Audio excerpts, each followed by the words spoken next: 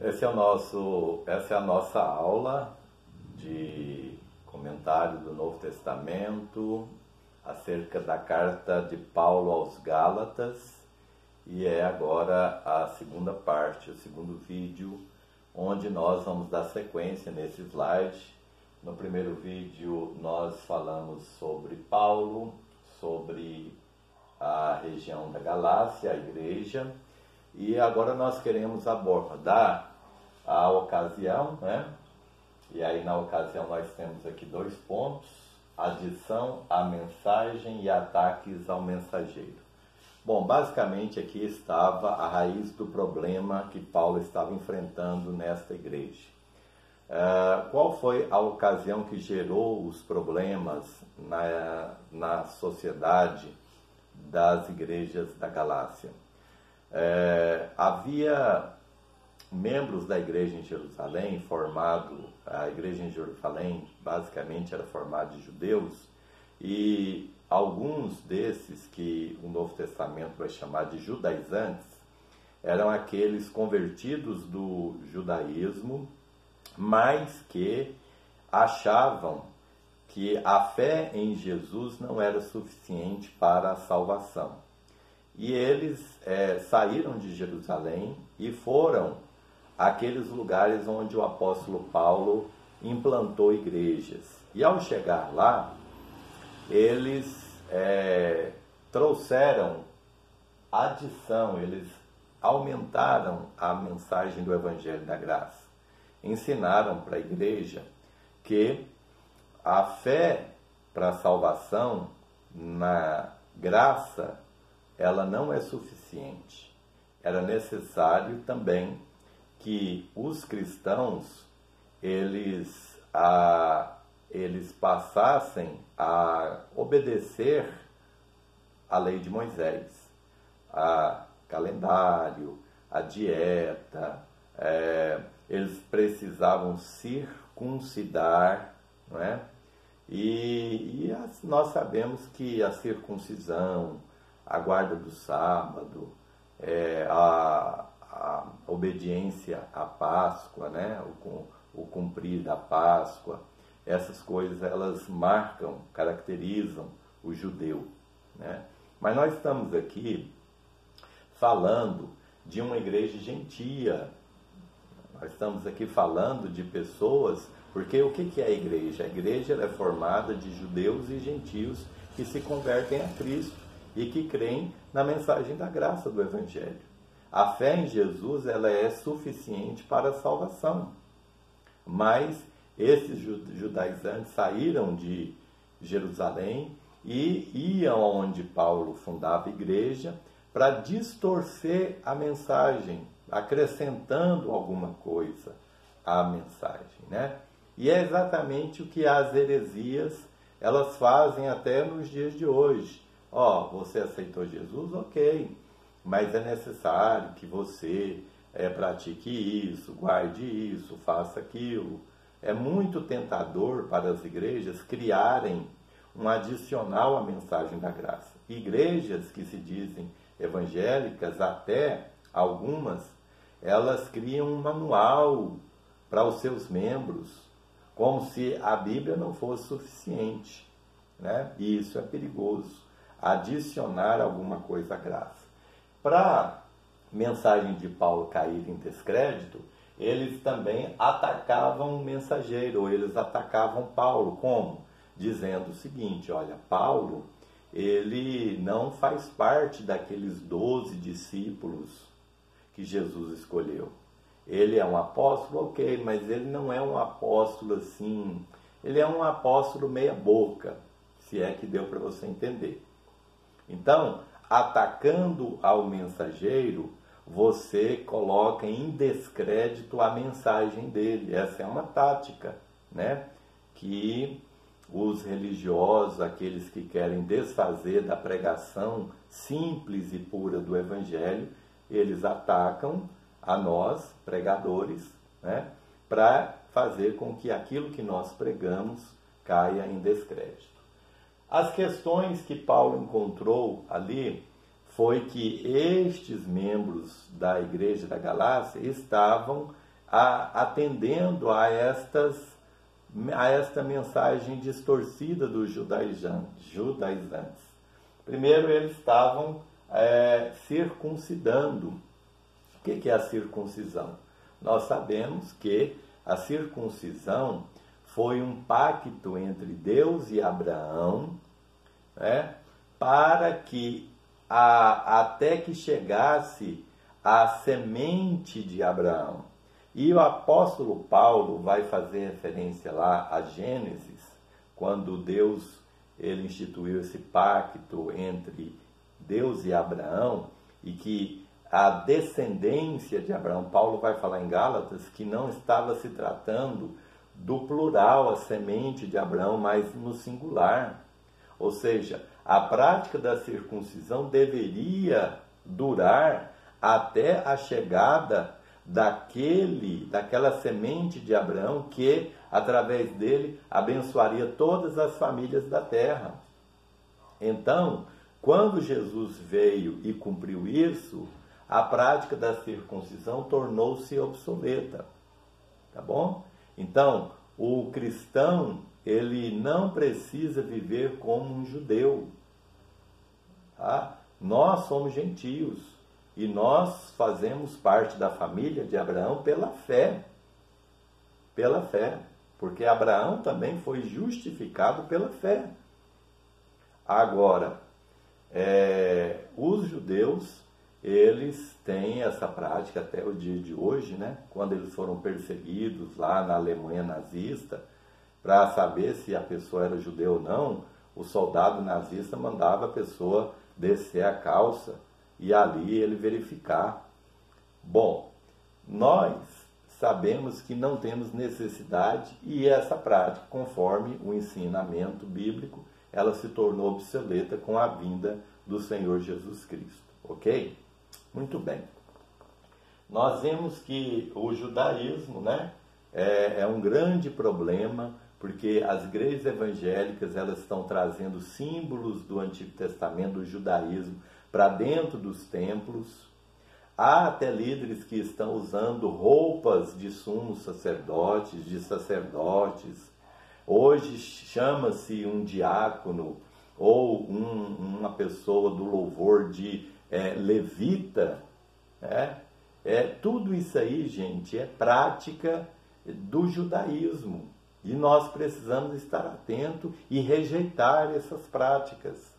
Porque todos aqueles que se sentiram tentados em praticar, em guardar determinados costumes do Antigo Testamento, tanto na Epístola de Gálatas como na Carta aos Hebreus, eu volto a repetir, Paulo, ou o autor aos Hebreus, disse direta e francamente, vocês caíram da graça.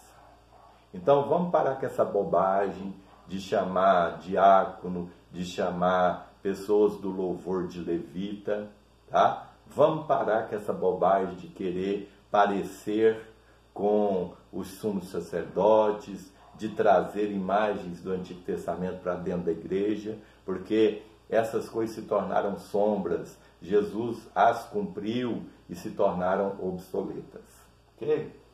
A salvação, ela reside em obras somente, porque todas as religiões elas pregam que salvação é pelo mérito do homem, né? Pelas suas boas obras. Salvação, letra B, pelas obras mais a fé, era o que os judaizantes estavam pregando. Claro que não.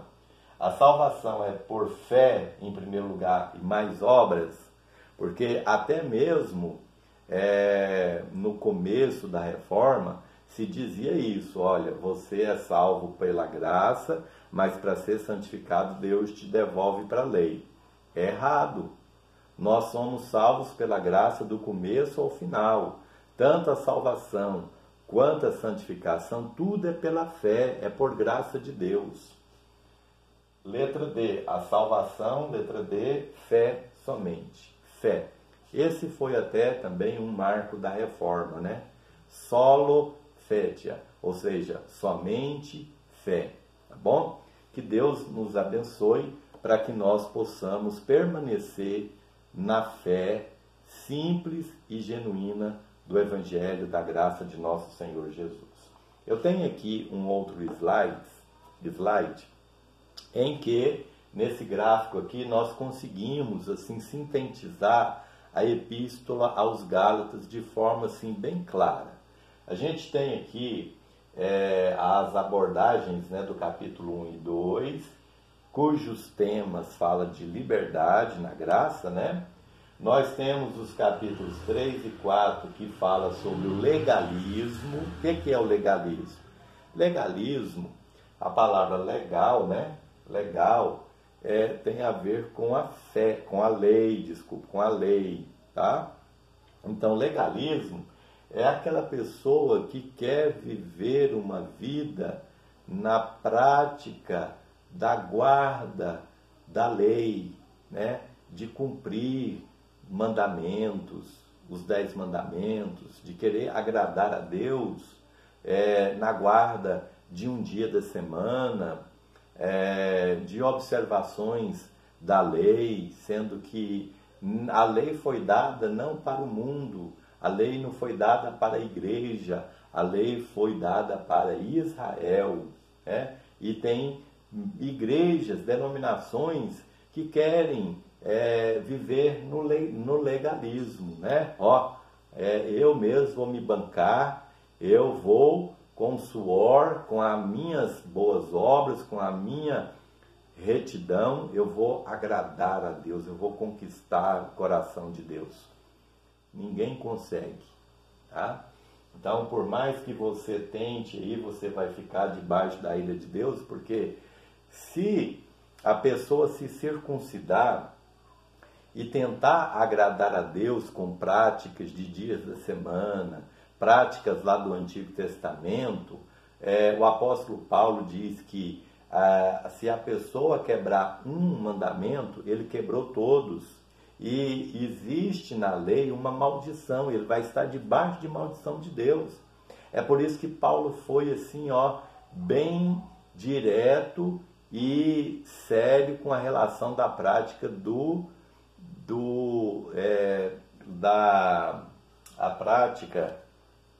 voltando aqui, da circuncisão.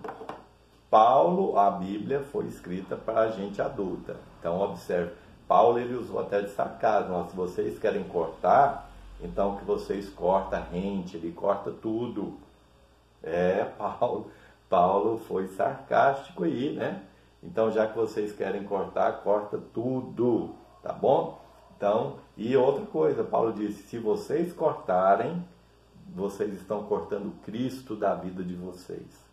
E vocês vão atrair maldição, porque há uma maldição para quem não cumpre a lei e quer viver debaixo dela. Ok? E outra coisa, se você praticar a circuncisão, você vai ter que trazer todo o resto da lei para você praticar. Não é só 10 mandamentos, não, são 613. E nem os 10 você consegue.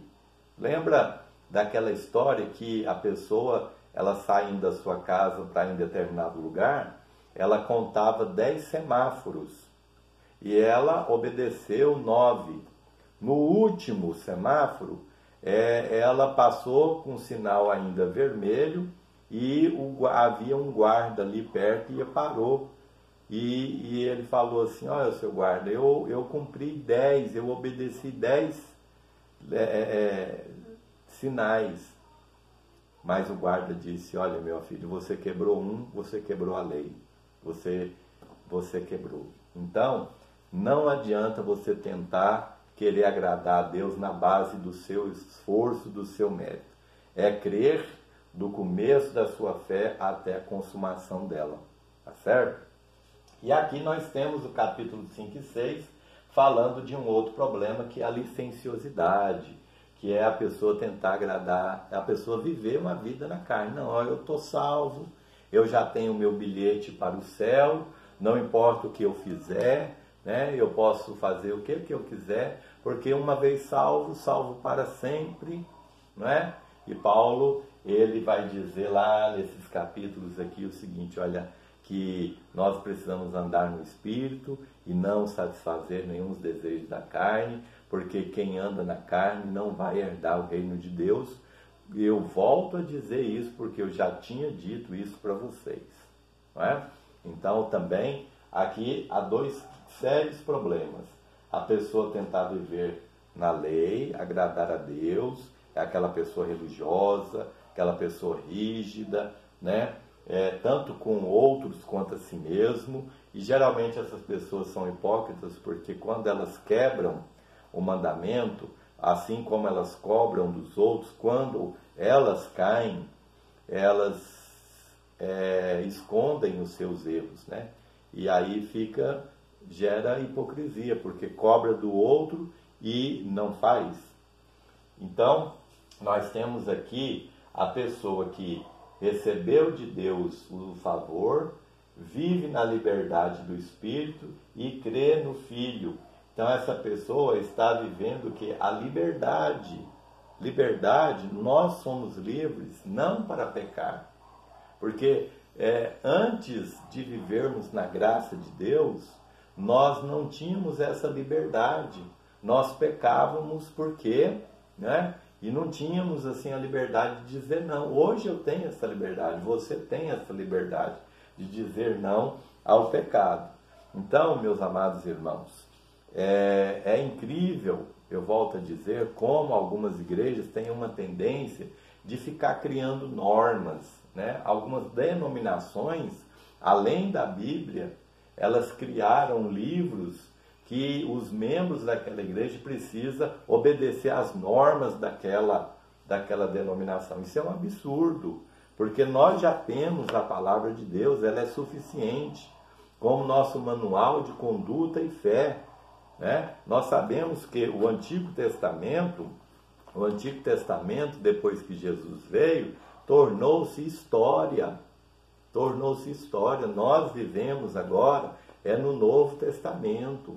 Nós sabemos que o Antigo Testamento tem palavra inspirada por Deus, nós encontramos princípios, nós encontramos aqui o embrião da nossa fé que se cumpriu no Novo Testamento, né? Então, aquelas partes lá que se Deus se referia à nação de Israel, como a guarda do sábado, aqueles móveis, aquela liturgia de culto, aquilo ali tudo se tornou história, né? Nós não devemos viver naquilo ali, ok? Bom, é preciso também entender que muitas pessoas, elas chegam a cair, né? Através daquelas obras relacionadas lá da carne, da qual Paulo falou, né? Paulo foi falar lá que, por exemplo, eu quero até ler aqui para vocês, lá na carta aos Gálatas, lá no capítulo 5 de Gálatas, né? Porque ali está uma relação de obras do Espírito. Obras a gente sabe, fruto do Espírito, fruto a gente sabe que é uma coisa que eu não consigo realizar, tá? Eu estou falando de coisa espiritual e material. Quando você pega uma semente e joga ela na terra, é a única coisa que você pode fazer. Depois você tem a dependência de Deus para que aquela semente ela possa germinar, ela possa florescer, ela possa nascer, florescer e dar o seu fruto. E isso demanda tempo também. Não é a pessoa aceitou Jesus hoje, você já espera dela maturidade. Não é nada disso, né? Demanda tempo para nós podermos amadurecer na nossa fé. E fruto do Espírito é a espiritualidade verdadeira. Porque até mesmo pessoas que elas são instrumentos de Deus para o uso dos dons espirituais, isso não quer dizer que ela é uma pessoa espiritual, uma pessoa que tem dom, tá? Mas o fruto não, o fruto sim demonstra espiritualidade, amor, paz, alegria, mansidão, temperança, né? Isso demanda o agir e o trabalhar da pessoa, se alimentar da palavra, crer nas promessas, obedecer a Deus, crer nele, crer que a santidade dele se tornou a minha santidade, não é? Mas o andar da carne, como diz aqui a palavra de Deus, é muito sério isso aqui, né? Obra é uma coisa que eu faço, né?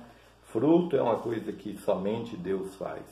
E aqui diz o seguinte, olha só, a relação, porque as obras da carne são manifestas, as quais são prostituição, impureza, lascívia, idolatria, feitiçarias, inimizades, porfias, emulações, iras, pelejas, dissensões, heresias, invejas, homicídios, bebedice, glutonarias e coisas semelhantes a estas, acerca das quais vos declaro, como já antes vos disse, que os que cometem tais coisas não herdarão o reino de Deus. Então, eu preciso entender que uma coisa é um escorregão, é eu praticar uma coisa dessa aqui. Ok, eu caí, eu tenho que me levantar rapidamente, né? Me consertar com Deus. Se foi uma coisa pública, consertar para a igreja não cair escândalo. Agora, o que não pode acontecer é virar hábito, né? Essas práticas de licenciosidade. Uma coisa é liberdade, outra coisa é a licenciosidade. Então, eu preciso cuidar da minha fé, porque eu preciso continuar crendo. A fé de ontem, ela não serve para hoje. Amém? Espero que possa ter te ajudado. Que Deus abençoe a sua vida, em nome do Senhor Jesus.